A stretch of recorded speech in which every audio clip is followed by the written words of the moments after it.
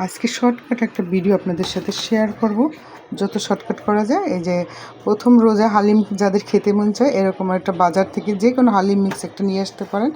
আমি নিয়েছি প্রাণের, আর এটার ভিতরে শস্য দানা থাকে, এই যে বড় প্যাকেট থাকে এটার ভিতরে।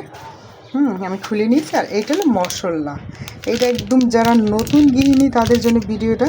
আর ইফতারের সময় আমি টাইম পাবো না, এটা আমি গরম পানির ভিতরে ভিজিয়ে রেখেছি।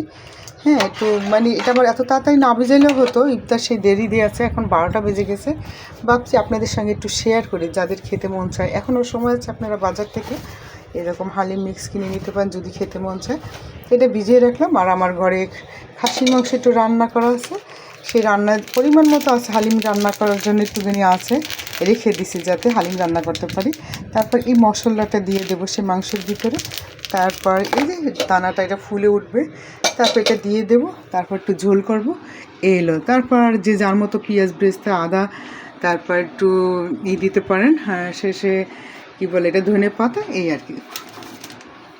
খেতে মন চাইলে তাড়াতাড়ি আপনারা গিয়ে এটা নিয়ে আসেন হালিম মিক্স।